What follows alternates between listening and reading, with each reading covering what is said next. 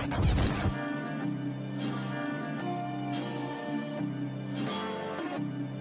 a dope move. Yeah. It's a big game. Who you know that got it behind the scenes like behind the O-line soon as the QB say hype? It's big game, big game. Analysis from the player's point of view. Injuries, big trades, player news. Yeah, sector competition, and he play with Tony Dungy. Better listen, I'm talking about Big Game Sports Buzz. Said everything you need and more. Yeah. Big Game Sports Buzz. I thought I told you once before. We call him Big Game James. Yeah, Big Game James. Big Game.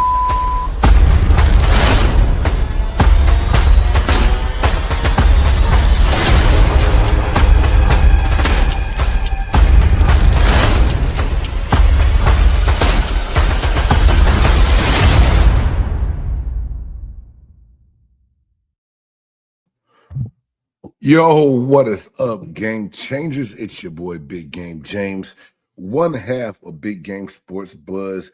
And yes, your boy, Big Game, is by himself tonight. The Buff Nerd J Stoggs is still handling some family biz. And I decided to do the show with my man, A. Reed, while J Stoggs was gone. A. Reed hit me up. He is a little bit under the weather. So I was like, you know what? I'm not going to cancel this whole thing. I'm just going to get on here and talk shit by myself a little bit tonight. Now, I'm not going to lie. Shout out to all my radio personalities that get out there and talk on the airwaves by themselves. I hate talking to the camera without having somebody else there, going back and forth with the banter and the debate and everything else. But at the same time, that just means I will incorporate the chat a whole lot more tonight. Reach out there, see what the Game Changers are saying, what we're talking about, and everything else. And real quick, before I get everything kicked off, man, I just want to send my heartfelt condolences out to Rondell Moore's family, the young wide receiver that took his own life last weekend, man. Rondell Moore had been around the league a little bit, the Cardinals, I think with the Falcons for a minute, signed with the Vikings. That's why I have that down on the bottom. If you're suffering from mental health, seek help, man. The National Mental Health Hotline is right there on the bottom of the screen.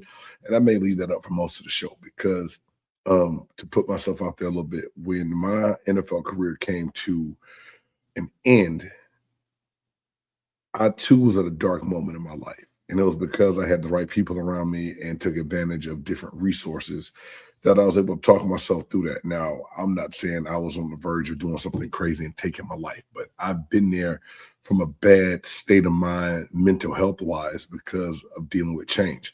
I don't know what Rondell Moore was going through, but to think about how young he is, he was 2 years older than my oldest son, man. Crazy. And just like the young man for the Cowboys last year, same way I felt. I just hate hearing that this is the way that some young people choose to go. So anyway, yes, I keep Rondell Moore and his family in your prayers, please.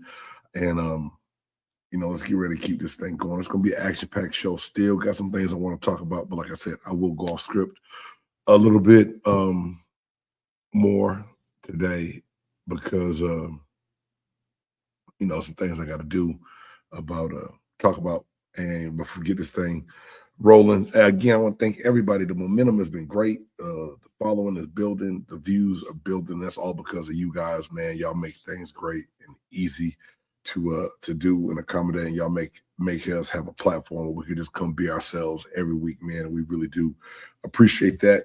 Before I get these 4 down started, let me see what my man Grandizer's in the chat and what he had to say. Grandizer, bear with me, bro.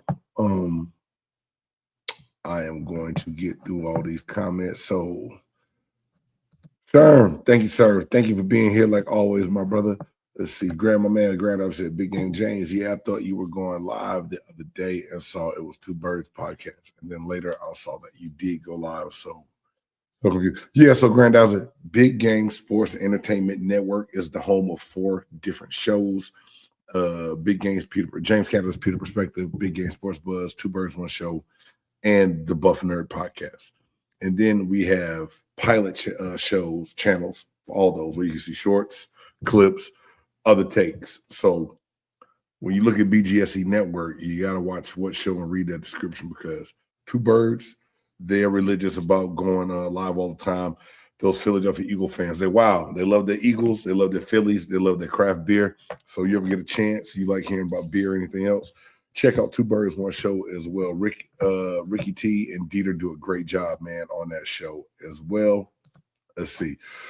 Ride solo and read the chat. Nice. Yeah, man, we're going to change it up a little bit, Grandizer. That's usually how I do things when I'm on with Big Low, and boom. All right. I love the mental health number at the bottom of the podcast. Thanks, Sherm. You know, it's one of those things that Reed and I talked about a long time ago before we started doing that, or used to do it all the time, and I don't always put it up. But, yeah, let's see. Big Game Days maybe could have got Rashad today from PFP. It was last minute, Grandizer. Like, when I say last minute, A. Reed texted me like an hour ago. It's like, hey, man, I'm sick, can't do it. And I don't like hitting people up last minute to make plans, you know, especially gives me a chance to better prepare topics I would talk, especially with the crossover show. But we do have an NFC South Roundtable show that we're working on real soon. P Panther Nation podcast, the Sports Come with Big Q, Big Low Sports out of ATL, and your boy Big Game James. So that's going to be a blast for all those NFC South fans. We will be running that live and give everybody that's an NFC South fan a platform, place to come in and talk some smack about who's going to win the NFC South this year and how we're looking at all season, things of that nature. All right, let's see. Rondell Moore got bit with the injury bug in his career. We never got to see what he could really do. I remember some saying he could be a poor man. You know, that is very true. And then to get hurt the way he did early in the season last year, I think like first game, torn ACL, out for the year, never really could get himself going. But, you know, the one thing I always say, y'all, and it's easy for me now because I'm older and I'm matured more. The one scary part about football is if you grow up playing a game, you get a chance to play it from your youth to high school, college. Then if you're blessed to go pro, and it comes a point where that's all you know, it is hard to move on from that identity. I don't know Rondell Moore. Never met him. Don't know what all else was going on in his life, right? But at the same time, to have a game you love, to be hit by the injury bug, to where he was probably thinking, I'm never going to be the same again. I'm not going to be able to make a team. It's going to be tough for me. And I like I said, I don't know his exact thinking, but it is hard, man, when all you do is play football and all people associate you with is the game of football, and then you can't do it anymore. Then you have to find that other greater purpose. Like I said, for me, sitting back and reaching out to people, taking advantage of different outlets that were out there and supplements that were out there for me through the NFL and through family and through church and everything else. I knew my bigger purpose in my life was my family. You know what I'm saying? Like, I love the game of football. I love talking about it. I love watching it. I love joking about it. I love coaching it right now, right? But at the end of the day, I have to go on and do things that are going to make me happy. And right now, that's my fitness, my health, and my family. You know what I'm saying? That's what makes me go. And then you, game changers, coming on here, being able to talk smack to my fans and my friends and talking about everything that I love to do. That's what makes it worth it, man. All right, let's see. Big Game James, I watch these for my mental health even better when you interact with the chat. Don't make a fan feel like left out. Yeah, no doubt. We always want to make sure we interact and keep things going. Oh, damn, there we go. Load management. Hey, Dub, what's up, baby? J Stocks is on load management. I mean, yeah, hey, y'all give J Stocks some shit in the chat, man. So when he go back and look at this, he'll see that we ruffling his feathers, man. You know what I'm saying? All right, my man Granddaughter said, Big Game James, not trying to blame the NFL nor the owners, but is some kind of health care that covers mental health, dental that former NFL players get with they retire, in my opinion. Granddaughter, just speaking on the grand scheme of it, the NFL is the worst when it comes to their insurance coverage. You know, with the NBA and Major League Baseball, once you play, it's lifetime once you're done playing. Once you're done in the NFL, you get 5 years of dental health and vision. They now have through Retired Players Association that you can still get dental health for the rest of your life. The mental aspect, there's NFL Lifeline, which actually is a really good resource for guys. That's also good because it's not just for the player, it's good for players' families as well. So if you or someone in your family is suffering from mental health and needs someone to talk to, they have crisis teams that they can reach out to, talk to, cover 100% confidential, free, complimentary as well. So there's different things. Now, as far as just like the total health insurance itself, but so much stuff goes misdiagnosed, and so many guys think sometimes that they can handle it themselves. These are conversations I've had with former friends and teammates and other guys around the league. And, it got to a place where we all had to sit around, talk about some things, and go to some places and have conversations that they weren't cool. They weren't comfortable conversations, but they were very necessary conversations and good conversations to have. So the NFL, I will say, always needs to do more. I believe the NFL does just enough sometimes, Grandizer, to say that they're helping and that they have things out there, but it can still be more and it can still be better with the amount of money that they're making. That just is what it is, right? That's never going to change.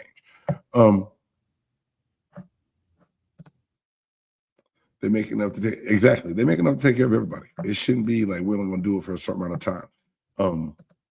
And the insurance that they have is great. And they do still offer you health insurance once that 5-year runs out. But that Cobra, that plan that they use and what it costs, if you're not working into a great realm or a great field right away, it could get a little bit pricey.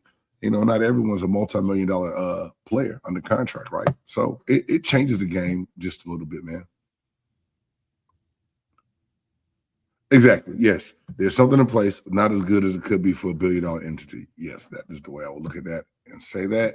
But without further ado, man, I got some different things we're going to talk about tonight. Y'all, please, the ones that are here, if you stay tuned, drop it in the chat. Let's conversate about these things. But let's get into these 4 downs. It's time for the 4 downs. That's right. The hottest sports news around. BGSB presents 4 downs. That's right. It's the 4 downs, the hottest sports news around. I was looking through social media the other day and came across an article. Then I went and looked at it some more. And this one here, I really loved it. It hit me. I said, the University of Cincinnati is suing former quarterback Brendan Sorsby, alleging he broke his contract when he refused to pay the buyout fee. So Sorsby was one of the most sought after quarterbacks in the transfer portal this past season from Cincinnati. He ended up going to Texas Tech, where now it is reported that he is making nearly $5 million this season. Texas Tech got the man that they sought after. They knew that he had the buyout, so that's why they increased the deal from $4 to nearly $5 million. But the one problem is Cincinnati said that he has not paid the exit fee yet. So, game changers. We've talked about the NIL. We talked about how much the college landscape is changing because of all this money. What's the real problem right now in college football? These kids are getting paid money. I'm hearing stories about guys being broke already, but I am working on a NIL marketing guy and a future college student futures planning guy, which really he's trying to help them develop the skills, the financial skills it takes to invest this money to transition into adult life, either to make the NFL or not, but make sure they have some funds set aside, right? But this money that these kids are coming into, the one real question I have is, if there's a buyout in the contract or the NIL contract before this person can sign and go to this other institution, do you think that the institution should just pay the buyout? Don't make it where the kid has to pay it. Yes, it comes out of his NIL money that he agreed to with that new institution, but the institution should have to just pay. Like, to me, if Texas Tech just go ahead and pays that bill, Sorsby doesn't have to write that, because I can guarantee you, as like a 20-year-old, yeah, you getting that money in. But when you say, hold on, I got to write a check for how much? Man, I ain't about to write that check, bro. I already know, man. Let me check out what they said right now here in the chat. Let's go. Big Game James said there's something. Oh, we already did that. Right. And whoever knew if Rondell Moore knew about, I know when I got the U.S. Army, I didn't know about a thing 20 years. Exactly. When you're young, sometimes you don't know about everything, but I believe that it should have been known. And Sherm said, some of us bloom later, give yourself a chance. Yeah. Things happen, man. When you're young, I think sometimes it could be an irrational decision or a regretful decision that you do something like that of that magnitude and you can't change it. You know what I'm saying? It sucks. So let's see what Aaron says right here. Aaron said he's a pro now, making money. He needs to honor his contract. Aaron, 1,000%. He needs to honor this contract. You knew that Cincinnati put a buyout in there, and like Sorsby leaving, I'm not mad at that because you leave a mid-tier team in the Big 12 to go to a team that made the playoffs last year, a team that has a lot of money they're throwing around, a team that's going to be competitive again this season, I'm thinking, with the amount of talent they're able to get in there. So I think Sorsby had every right to want to go to Texas Tech to better his chances of winning for one, a better total team for two. But at the same time, at the end of the day, like Aaron says, now that you're taking on this kind, making this kind of money, you're a pro. You have to honor the contract. So even if it hurts, write the check. I'm sure it can be in installments, like I said, or if it is, I need my $1 million up front, Texas Tech, pay the $1 million and just deduct that $1 million out over the course of the contract, the new contract that he signed to be at Tech, and take that out monthly. Deduct that from what you're paying him, because it's monthly sometimes it's quarterly. It depends on how they set it up. Bigger conferences pay a little bit different than smaller conferences. But at the end of the day, if you get paid and agree to do something, all you have is your word, right? And Sherm says, dudes getting paid $5 million in college, ain't no entry level. What the F? Yeah, Sherm, it's stupid. You go out there and pull up, go to 24/7 Sports, or just Google it, or go to X and pull up some of these deals that these guys got. And like I said, some of them now, when they went to the portal, these bigger name guys, they were charging visiting fees. Like teams had to pay them just for them to visit their school. And some of them knew they weren't going to go to that school. They were just getting upfront money and some kick around stuff. It's bananas, man. And I think they need to unionize. Aaron, Jay Stoggs and I've talked about this before. I believe that unionization is necessary. I don't know if I just made a word up or not. But I think the tricky part to that is not wanting to mess up the collegiate standard, the amateurism that's left in it, to where now if you form a union, I believe that it transitions and it identifies as being a pro sport. So I believe that's the one thing that the NCAA doesn't want to happen. I don't think they want these guys to go in the union route, because they still want to be able to try to have some kind of control, which NCAA blew it when all this started anyway. They should have put a governing body on this and a cap on what could or couldn't be paid out, how monies would be divided, and they didn't do that. And now that they didn't do it, they've ruined the integrity of what a lot of this stuff could be. You know what I'm saying? Like, how you gonna tell a kid don't go get the most amount of money you can where the institution is doing it, right? I don't fault the kid. I don't fault the athlete. They're supposed to go get that bread, right? Sorsby was supposed to go get the biggest amount of money that he could get. But if there were channels and things in place, the NCAA could have governed how it was done and regulated where it could only be a certain amount of money paid out for leaving the institution, or the amount of times you could leave one school to go to another. Because if I'm not mistaken, I think this is Sorsby's third or fourth stop, if when I read it right, his career path. But so many things haven't been done, they need to rewrite it. I believe that every kid should get one transfer that doesn't hurt them. Then they do it again, they have to sit out and they get penalized a year. Because if not, you got people that's just gonna start hopping.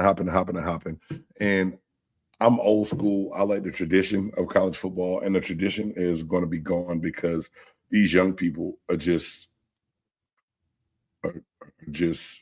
jumping from school to school, right? So let's see what my man Granddad says.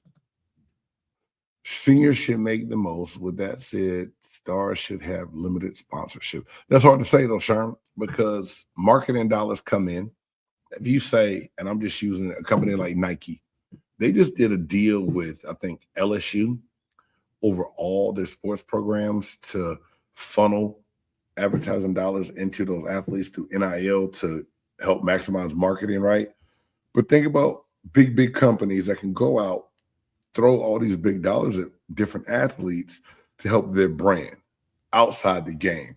So now Sharon Williams, the star-studded wide receiver at Notre Dame University, is not just rocking my stuff on the field, but he's also rocking it on all his social media posts, on his video shoots. It's more brand marketing, more brand management. The more my brand is seen, the more money I can make. And at the end of the day, these companies only care about bottom line. They care about coming out in the black and not the red. So, yeah, money should be limited to certain things. But at the same time, if my pockets are deeper than yours and there was no rule ever set up saying that I can only give you so much in my pocket, I'm going to give you most of it. I'm going to give you a lot of it because I know the rate of return is going to be greater on it, right? And that's what's happening with all these people. The money's being thrown out there. It can't really be regulated, and they're finding loopholes. Like some of the schools are finding ways to get these kids cars through NIL deals. Not mad at the situation. And when you graduate, all you do is return that lease. It's right off for the dealership and the business. Yet you get to see that dealership's logo all around campus on the back of a car. Shit is crazy, man. All right, let's see. My man Grando says, James, what does this lawsuit do for the sport going forward? Like you mentioned, union, other evidence. I think the scary part about this Grandizer is I believe that we're going to see something that's going to just become a big trend. These universities are going to try to write in more rules and ways to get money back from students. So it's like, yeah, we'll give you this, and this. And yeah, you're free to leave if you're not happy. But they're going to write it up to where a kid might end up owing close to what he's going to get to be more, to where it would discourage them to even want to leave. I think they'll try to find clever ways like that to slow down the thing, that transfer, right? But like I said, if the NCAA steps in, and John Calipari, man, had a great, and I posted this on our shorts a long time ago, and I'll re-upload this again because I just think it was a great idea. And I know it's the basketball side, but it would still apply on the football side as well. He said, if a coach comes in, leaves, recruit a kid, that kid can return. Or if he gets in, it's not a good fit, he leaves one time, goes to another school, yeah. If he decides to leave again, has to sit out a year, or can't go within the same conference of that school. I think it slows it down because at the end of the day, a lot of these guys, when you look at why they're really transferring, very few are leaving because they're just unhappy. Some are. A lot of them are in the last minute leaves or the big money leaves with the lawsuits that we hear about. They're leaving so they can go get a bigger payday. And my whole thing is, especially if you know you're one of those 5-star guys that's about to go pro, also, you leave $3 million for $5 million, yet you're still about to be drafted first round and go make more millions. So I think at some point in time, like I said, guys, I know I'm getting old now, and I'm sounding like them old heads that used to talk to me. When you can make the game more about the game and less about the money, because the money is going to take care of itself, you're going to get paid. If you do it right, you'll still have way more money and should have generational wealth built up because you're just getting a head start.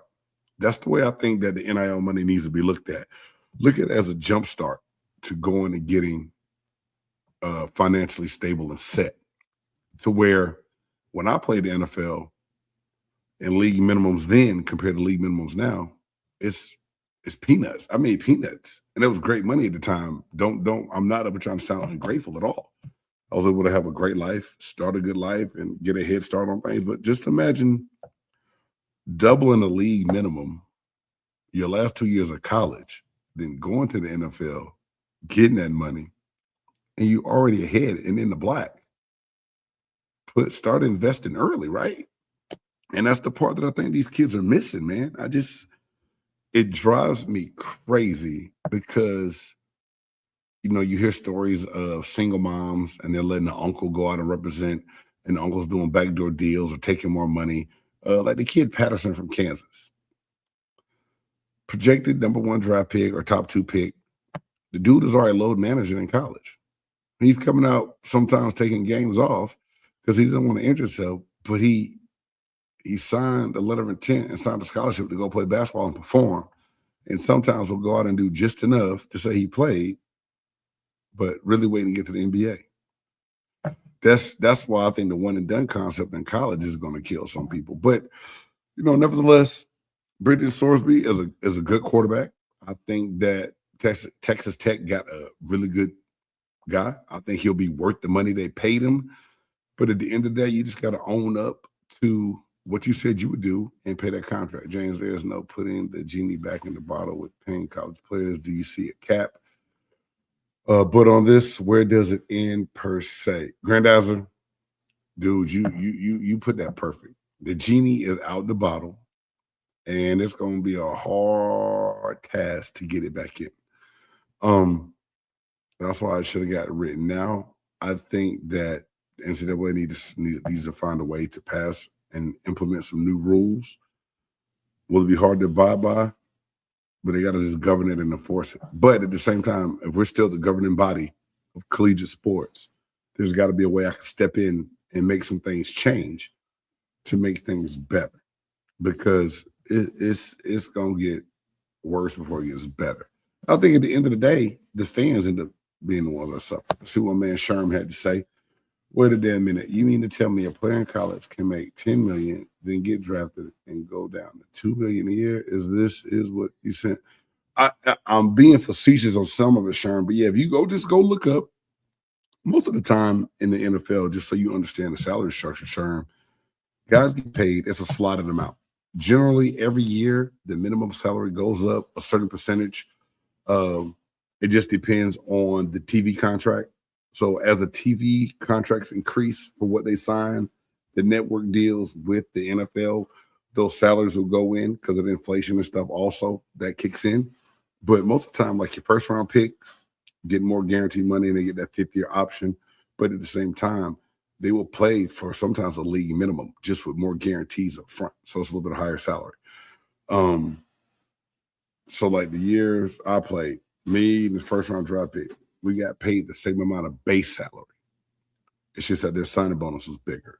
And now you look at these guys in college are making $5 million. It'll be more. That's why these guys are going there. A lot of them are going back to play a 4th year and not leaving super duper early, unless they just really want to get on the field, because they're making substantial. If you're going to the bigger schools where you can make that $5 million mark, you know what I'm saying? It's crazy. Sherman, there's a list out there that'll tell you what you get paid by position now through NIL. It's wild, big dog. It is wild. Let's see. Big James, don't you wish you could be playing college football now? Not just yes, grandizer. Not yeah. Hell yeah. This era here, oh, big game be paid, bro. Big game be paid. Yes, sir. Yes, sir. And I'm the kind of guy that I probably would have been in Nevada for a year, and then they would have came and snatched my ass through the portal. I would have got tampered with. I'm going to say that right now. And I'm not just talking shit about myself. It's the truth. I've had people and coaches tell me this. Anyway, let's see what my man also said. James, great point by Sherman Williams. Grant, that's I can't imagine. He is getting paid in college, but now his stock dropped big time. Right. So his stock drops, right? He had the bag in college. And that's why, did he come? Did he leave LSU, transfer, going back? No, he's in the draft. Let's see. So, Sherm, thank you. I appreciate that, man. We're going to move on to second down. I'll still make sure I get back to the chat. And if you're joining us late, please let me know in the chat below what you think about how NIL is changing the game with Sorsby being sued by his former school, the University of Cincinnati Bearcats, is suing him because he did not pay his buyout. He is supposed to pay his buyout, and he did not do so. And now, it's all hell about to break loose. I mean, they are in court right now, suing him over that money. And I don't think that they can sue Texas Tech because Tech is like, look, we paid it. So get this figured out, NCAA, how you can make it better. Young people, be a man of your word. All right. Second down, Ryan Garcia defeats Mario Barrios last week. He won the WBC welterweight championship. Garcia dominated the fight, looked pretty good. And at the end, he called out Shakur Stevenson. Now, y'all know I'm an old school heavyweight boxing guy. I really put this down in because boxing is something A. Reed loves and wanted to talk about. I like Garcia. I know he's a little bit of an oddity in the character sometimes, but at the end of the day, you look at his resume and watch his fights. He's a good fighter. He looked to be back in this fight against Barrios on top of his game. And so right now, Shakur Stevenson's like, yeah, I'm down. Let's fight. We'll meet. They agreed to wait. But Shakur Stevenson says that he wants to make sure that VADA testing is done. And that's the voluntary anti-doping test, because Garcia had some issues with some faulty tests back in the day. But boxing fans, let me know what you think in the chat. Is Shakur Stevenson and Ryan Garcia, is that a fight that y'all want to see? Is that the next best fight for boxing? Is it going to happen, change things, and is Garcia back? Because, I mean, he looked pretty damn good in that fight, and he wasn't out wild and talking on the train crazy like he was in New York that last time before. So Shakur stops Ryan in the 7th or 8th round, changed my mind. Sherman, I can't really change your mind on that. Because look at Shakur Stevens, 25-0, 11 KOs, but has always looked pretty damn dominant in every fight that he has. I think he wins as well, but at the same time, I think that it makes for a good fight. He said, hey, not a lot of people can hit Shakur Stevenson, man. The dude is amazing. But I think the way Garcia fought against Barrios in this last fight, I think he earned the right to call him out, which at the end of the day, don't you want him to call out the best fighter? You don't want him to pick, say he wants a cupcake fight. I think he did the right thing. Do I think that, he's really the one to go in and shock the world and beat Shakur Stevenson? No. But I think it's a fight that would be interesting enough for me to watch. I do think that's Sherm. I could be wrong, but I think that would be a great fight, right? Moving on. Third down. SGA and the Joker are nearing MVP ineligibility. The Buff Nerd and I talked about this a couple weeks ago before he went on vacation. We always talk about load management. Aaron came into the show talking about Jay Stoggs is out on load management right now, to where the NBA tried to change things by making it where if you don't play a certain amount of games, that you won't be eligible for postseason awards. And, I think it was something that had to be done because some guys were just taking off unnecessarily. I'm going to ask an interesting question here in a minute. Let me see what Aaron says. Aaron says, respectfully, I'm not messing up my schedule for a Ryan Garcia. Aaron, would you have to mess your schedule up? Now, if it's cutting into a DJing gig and you got to get out there on a Saturday night to go do that and you can't watch the fight, respectfully, I understand that. I just like I said, I think Garcia did the right thing by saying he wants to fight Stevenson. I'm not saying that's a fight that he's going to go in and win. It's just one of those things. But talking about the reason I said SGA and Joker, because, last year, SGA won it. Joker has been the favorite for MVP so many years. And so to have these two faces and two people one or two games away from being ineligible of being awarded a postseason award like the MVP. Should there be an exception if they're legitimately hurt and have to miss games? Not the I don't feel like playing tonight, take a rest, hurt, but if they are legitimately injured and cannot play, should the NBA rethink it, or is a rule a rule? You know what I'm saying? Like, I get it. You know, you had to put something in because people were spending their hard-earned money to go watch people play a game that they weren't showing up for, that they didn't play.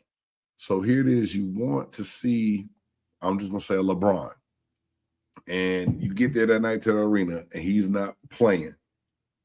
Bruh, come on now. Sherm says, bruh, this tanking shit should be stopped. We all grown. Now, Sherman, this is different than tanking because I don't think Denver's tanking. I think every time the Joker touches the floor, he's playing to win. I don't think Nikola Jokic knows how to play any way but one way. I believe that about SGA as well, but he has been going through some injuries this year. So I believe this situation is totally different than the Utah Jazz and the Washington what are they, the Wizards now? I still always want to say Bullets because they so bad we should just shoot their ass sometimes. I think those tanking situations there are totally different than guys being hurt, end up missing more games than they thought they would, and then they won't be eligible for a postseason award. Now, that being said, I'm not going to take the easy road. At the end of the day, if the rule is you miss so many games and you're not eligible for an award, NBA can't change the rules and break the rules for two people, even if they're not purposely missing out. You know what I'm saying? Let's see what my man, what up, Cuts by Q? Thanks for getting me fresh today too, dog. I really appreciate you, brother. It says, why not just dock pay if you're a healthy scratch? Hint, hint, load manage, then give back a paycheck. Oh, so Q, you saying healthy scratch, forfeit your pay, but still be eligible for the award at the end of the year? I mean, at the end of the day, the only way to combat the load management and games off, I think Q is right. I think you have to hit him in the pocketbook. I think if you gonna not play just because you don't want to play, then you don't get paid. And I think if that was the case, then yeah, you cut down on it. But the rule is the rule to me right now with the postseason, and with the awards. If you don't play, I think that's 65 games, I think, out of the 82, you're not eligible, something like that. I gotta look that up. All right, let's say Sherman says they're getting paid to sit down, take that game check, see how much they sit, and then their wife will be at the games making sure what I hey man, don't have a wife at the game, talking about get your ass in the game. Aaron says sometimes the teams keep the players out and they want to play. Don't forget. Now, Aaron, that's the tanking issue. I guess I just don't see how a team purposely sits. Yes, I do. It's just so unethical and has no integrity at all to start sitting people so damn bad. It's a bad situation, bro. I mean, Q says, "Oh no, play. You're still ineligible." No, okay, Q, I like it. Hit them in the pocket. And if they don't hit the certain amount of games, they still can't get that MVP because all that is associated with bonuses and things like that of that nature. I can ride with that, bro. If you do not play and do what you're supposed to do, your ass don't get paid. I like it. I like it. I like it. Hit them in the pocket. Don't play, don't pay. Aaron, you're right. It's tricky, man, because, Aaron, look at what Q said. Shit, dock the coach too. If the coach cheating and sitting him out, dock his ass and dock the player. I like it. Find the organization. which I think Utah got fined for sitting their starters the whole fourth quarter a couple weeks ago. Don't play, don't pay no PT. Sure, not the PTO, bro. Not the PTO. To me, it's just a crazy thought that at the end of the year, that the Joker might not be in the MVP talks if he misses one more game from a legitimate injury. It's just crazy. Now, it's warranted because a rule's a rule, right? I just said that Sorsby had to follow the rules and pay his buyout. So I'm not going to be a hypocrite and say Sorsby got to do one thing because it's the rule, but the Joker, we need to change the rules for him. I'm not going to do that. Joker, don't miss no more games, big dog, because although Jay Stoggs hates you, I think the big machine is the big fundamental. I like watching the Joker play, dog. I do. And I like that he looked like somebody's uncle that work at a car garage and can run his ass up and down the court, hit threes, get rebounds, get assists, and is entertaining to watch. Oh, man, I'm about to move on to this fourth down here. This fourth down is a little shaky and sketchy, but it's enough to make you laugh. Let's see. My man Aaron says, what the Jazz did was crazy. They were up 15, and then they benched their start. Yeah, that was diabolical, Aaron. The Jazz just said, the hell with winning. We're going to go ahead and try to get this lottery pick now. And stuff like that can't be tolerated. The fans of Utah don't deserve. Well, actually, have you been to Utah? No, stop. I'm sorry. Just playing Utah. Great state. Great state. Good point. Cuts. Car garage. All right. So anyway, man, we're gonna get on to this fourth down. Again, let us know in the comments below what you think. If an injury is legitimate, should that guy still be eligible? Or if you missed a certain amount of games, you don't get a chance to win that postseason award, and you need to start getting fined for the games you missed. Hey, great job in the chat tonight, Game Changers. I really do appreciate y'all. Fourth down. Majority of NFL replay errors have happened in the 1 p.m. game. What's going on? So the NFL Competition Committee reviewed the amount of errors that were made through replay this past NFL season. And it was quite a bit of mistakes made on the replay side. Like, they went to the replay and they still made the wrong call. And even that buzz-in replay that comes from New York now, there were some mistakes made. Mistakes happen. Why do majority of these mistakes happen in the 1 o'clock game and not the 4 o'clock game? Where Sean Payton and Mike Vrabel, who are on the competition committee, said, well, hell, in this case, please slot all our games in the second slot or the nighttime games and not this early game. The NFL office said that they believe that it was because they did not have the right amount of staff, the right number of people staffed early on at the 1 o'clock hour compared to the 4 o'clock hour. If you know what you're doing, period, I think you can make the right call from looking at instant replay unless you're blind. For this to even come out and be a story, I think is crazy within itself, because how many people does it take to look at a replay in the amount of time you have, I think, which is a minute, to buzz back down and say, overturn it, uphold it. He had 1 foot in, he had 2 feet in. It is a catch, it didn't hit the ground. I don't think it should be that hard. I think that the referee's mistakes just got exposed, and the NFL is trying to make an excuse of why those mistakes happen. You can bet on anything: pigeons, golf course, yoga matches. Just saying, yeah, Sherman. Now you can.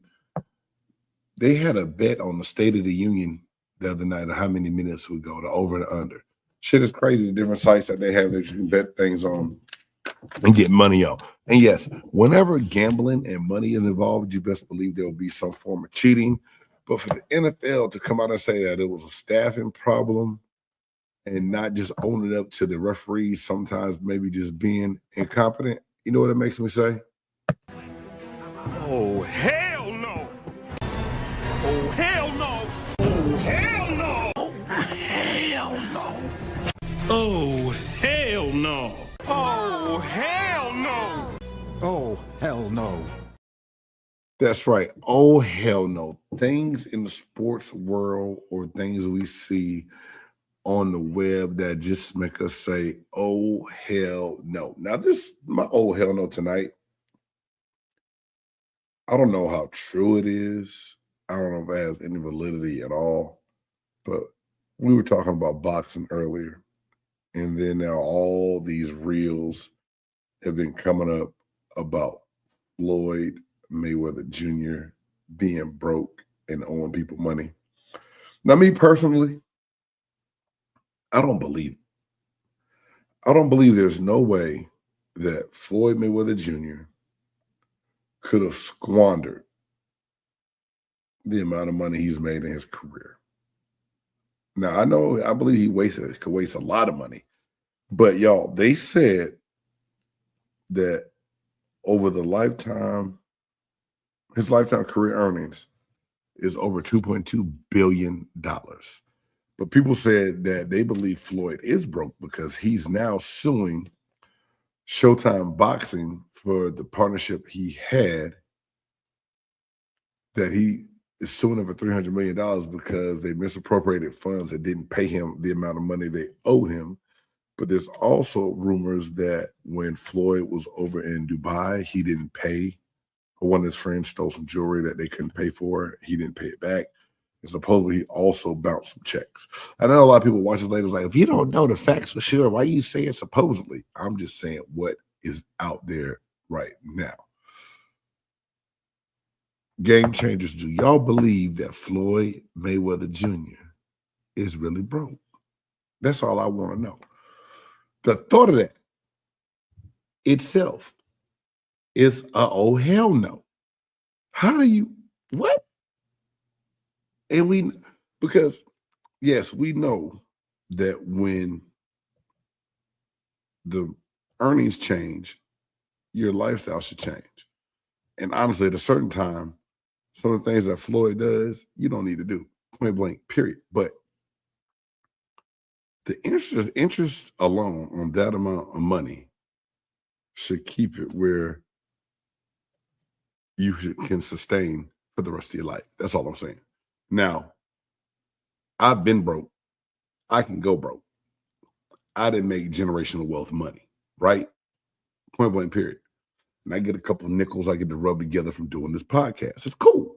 I appreciate it. I go buy me a sandwich, or I'll go buy me a coffee. Or if I have a really good month, I go buy a box of cigars with it, right? Cool. $2.2 billion over your career, and it may be gone. Man, I'm not believing that shit. Let me go to the chat right now and see what y'all been saying so we can speak on it, man.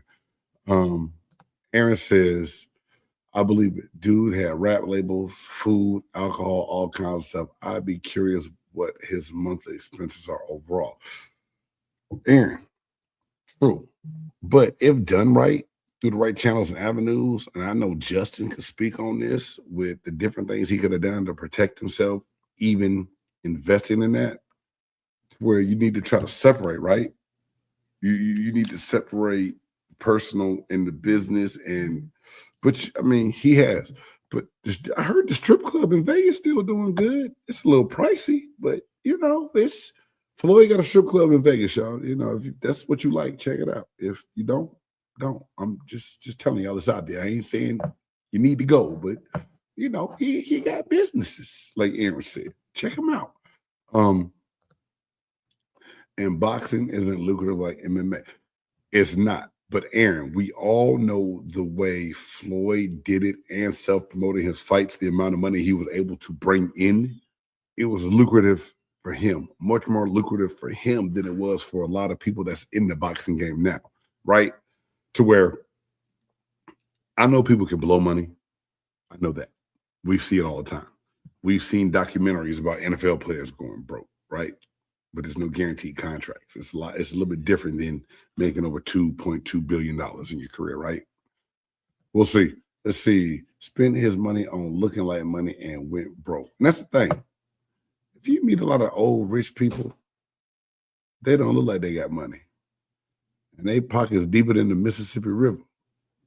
Well, I don't know if the Mississippi River deep, but it run long. You know what I'm saying, right? Sometimes you don't have to act like it. Just enjoy it. You know, I told Q today that if I was Floyd, I wouldn't let the house no damn more. I would just been living off my interest, watching people fight, touring, getting paid for appearances, things like that. I respect his fight. Oh, fighting pound for pound, GOAT, bro. James, don't shoot the messenger. When you said allegedly, but remember the movie 300, they killed the Persian messenger. Grandizer. He did make an example of the Persian messenger, right? But this is my thing. When you see stories like this, I believe you have to take the podcast and talk about it with your fan base, especially Floyd Mayweather is one of the most iconic people in the sports world. At least he was for a very long time. So for me, I just couldn't even fathom someone of his stature I wouldn't even say stature, of his earning potential, not having no more damn money. But, you know, private planes and 5 cars and chauffeurs, I guess I can do it, right? Plus, it's been 20 years easy since a massive, man. Yeah, you're right. It's been a while. Now we see this motherfucker fight Jake Paul. We know he broke for real. I'm just saying. Supposedly he can't even read. Now, hey man, someone played for me a tape of Floyd at a radio station reading the promo, and it took like 30 takes. And when I say I almost pissed myself, and I'm not laughing at anyone that's illiterate. Illiteracy is not what I preach and promote.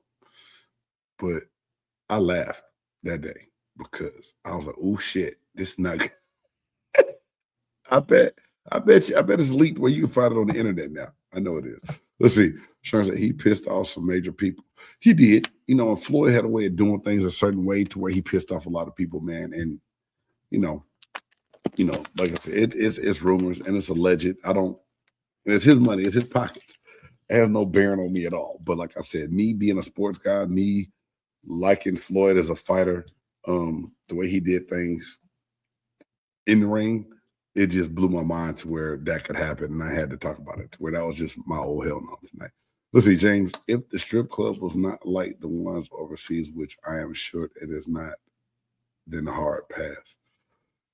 Grandizer, you have to inbox me about what goes on overseas because I don't know. When I was younger, those were places that I would go sometimes. Now, only woman I throw my money at is Aisha Candle. That's it. Other than that, I'm cool. I'm keeping it in my pocket. I'm sorry. Oh, hell no, for that damn statement right there.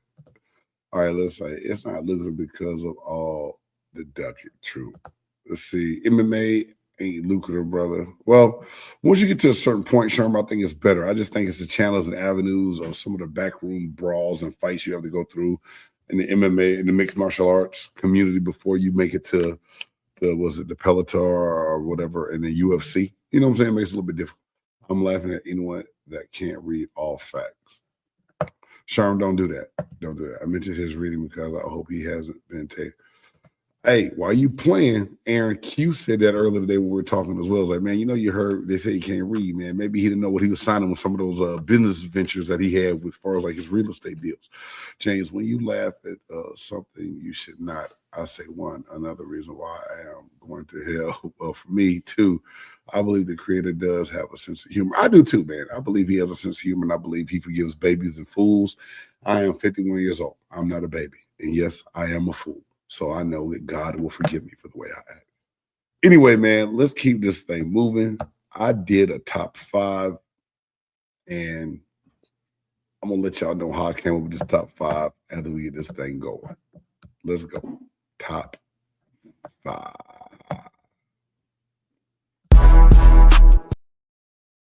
Oops, my bad. It's time for the top 5. Who's in, who's out, what's in, what's out. Big Game Sports Bar, top 5. That's right. The top 5. Who's in, who's out. Some people have a top 100. Some have a top 50. Some even have a top 20. But here on Big Game Sports Buzz, we have a top 5. We're coming to the end of February, which is Black History Month. So tonight's top 5 is the top 5 most influential African American athletes. Shout out to the Mrs. Aisha Canada came up with this. Well, she said, babe, you should do some Black History Month. And I think that's her HR hat kicking in. And I was like, all right, cool. Let me think of something. And so I came up with the top 5 most influential African-American athletes. There's been a lot of influential athletes over time. And I know a lot of people that I look up to. And a lot of these people that made my list were people that my grandfather held in such a high regard. And if anyone who knows me deeply knows how much my grandfather meant to me and how much I loved him and how much I became an athlete because of my grandfather. My grandfather took me to my very first football practice. He got me signed up to play football when I was 8 years old. He bought me my first helmet, my first shoulder pads, all my games. And the one thing that everyone told me when he passed away was, God damn, I didn't know I was gonna get choked up talking about my grandfather. The one thing everyone told me was when he passed away was how much he bragged about having a grandson that played professional sports and how proud he was that I was able to be an athlete that he could look up to. That meant a lot to me, a whole lot. But these are people that my grandfather held in high regard. So nevertheless, I'm going to get on with this list before I get teary-eyed and y'all start laughing at me. Talking about Floyd can't read and talk about James can't talk because he crying. Number 5, Jesse Owens. What he did in the track game, just my grandfather held Jesse Owens such a high regard, man, that he said he changed everything, broke color barriers and track, made Hitler hate him. It's just crazy to listen to my grandfather talk about Jesse Owens back in the day. Number 4, someone that the Buff Nerd talks about a lot and will always be on a top basketball list of the Buff Nerd. And my grandfather, again, loved this man too. Bill Russell. Bill Russell's number 4 for me. Number 3, this man wore the creamsicle. He's held in high regard in the Tampa Bay community. And that's Doug Williams, the first African-American quarterback to win a Super Bowl. For what Doug did, and if you see that Buccaneers documentary, that part of like the introducing Doug Williams and how the different things he had to deal with and tolerate being a black quarterback in the NFL, man, was crazy. Doug Williams, you know, I've heard a lot of young black a lot of black people say that they knew that they had a chance to be an NFL quarterback once they saw Doug Williams win a Super Bowl with the then Washington Redskins. So Doug Williams is number 3 for me. Number 2, Hammer and Hank Aaron. The death threats and things that he got. A lot of people that know me, I was born in Georgia. So everything in my house growing up with my grandfather was Braves, Falcons, and Hawks. That was everything in the house. And he loved the damn Atlanta Braves. He loved baseball. And Hammer and Hank Aaron was his dude. So Hank Aaron, man, just what he did. And then number 1, doesn't even need a name. You can just say 42. That's right. Jackie Robinson. Man, what he did in baseball and be able to branch out and do them things. And I know for a long time after seeing that movie and story, Jackie Robinson inspired my boys to want to do the things they did at the time when they were playing baseball. So that's my top 5, man. Jesse Owens, Bill Russell, Doug Williams, Hank Aaron, and Jackie Robinson. Y'all let me know in the chat. Y'all's top 5. I'm going to go through some of these right now as well. He said, Black History Month, I'm black and I'm proud. Say it loud. Sherman says Jerry Rice, Jackie Robinson, Abdullah, Jordan, Tyson, LT, Tiger, Doug Williams, Willie Mays.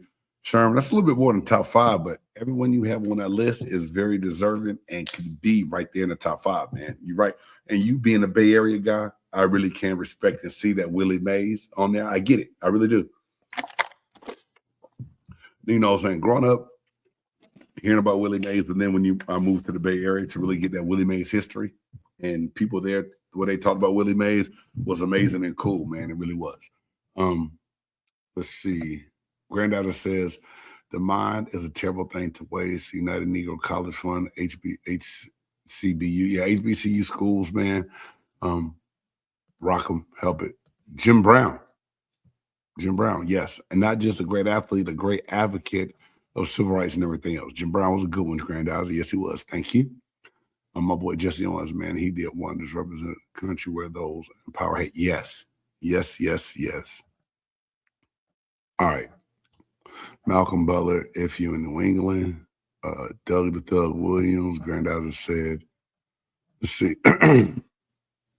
James, if I could go back in time, one of the big things I wish I could do is probably take stats, players, etc. of the old Negro League Baseball League.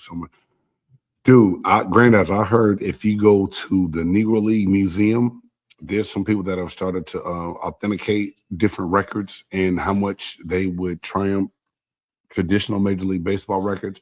I think that would be cool as hell too. Like if those stats were keep. Think about guys like Josh Gibson and Satchel Paige. What they would have done at a Major League if those stats were upheld and recorded. You know what I'm saying? It would. Yeah, it's crazy, man. You're right. Oh shit, Prince Sherman. If you playing heels, you crazy. Arthur Ashe, Wilt Chamberlain, Muhammad Ali Jack. Hey, Aaron, I had Arthur Ashe written down. So I let y'all know kind of how I do these top 5s. And Jay Styles I talk about all the time. Like we come up with a list, a top 5. I usually go through my list, and I usually really do have like damn near 10. And then I'll try to narrow that 10 to 8, and then from that 8 to 6 or 7. And then I'm gonna get my top 5, and I'm usually gonna try to sneak in my 2 honorable mentions, man. And Arthur Ashe, to do the things he did in tennis was amazing. And I think being that young when he was doing this thing, didn't really understand it. And then knowing that he died of AIDS from a blood transfusion, but then really learning about how he transcended the tennis game and being a man of color. That's a country club sport. We didn't just do tennis, right? Like it didn't happen for us. That's not something we did and we played. So Arthur Ashe was amazing. Hey man, if y'all ever need that's Big Game Sports Buzz or BGSE Network gear, go to Millions. Check us out, millions.co. Scan that QR code, get your hoodie, your t-shirt, and they even got some cool caps on there. Check it out. I got more things coming. I'm about to change up the Big Game Sports Buzz store. A BGSE Network store will have more merchandise. 2 birds, 1 show. James Canada's Pewter Perspective and Big Game Sports Buzz. All that stuff will be on there. Special shout out to W Energy for helping me power through. And thank y'all for tuning in, man. I know it's a little bit different when there's one person on here rambling. Like I said, I don't like it because I feel like I'm talking too much. I do a lot better when I have dialogue and conversation with people. That's just how I've been my whole life. But again, I want to thank everybody for tuning in and checking out and supporting the show like you guys always do. It's a blast, man. Like I really, really, really look forward to Thursdays coming on here and kicking it with you guys and having a good time talking sports with everybody. Right? I hear that old Negro baseball stats that would shatter.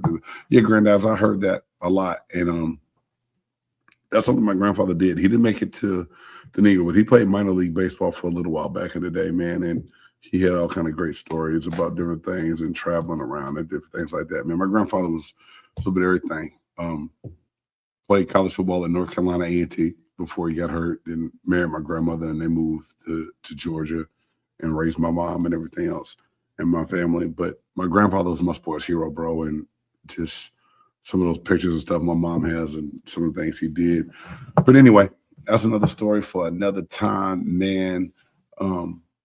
Hey, Reed, man, get better. Hope you feel better, bro. I hate that you under the weather tonight. Jay Stoggs, I hope that you're on the wifey and the kid enjoyed the vacation and the family stuff he had to get done tonight because y'all stay busy. But the Buff Nerd will be back next week. We will be back with more action-packed information.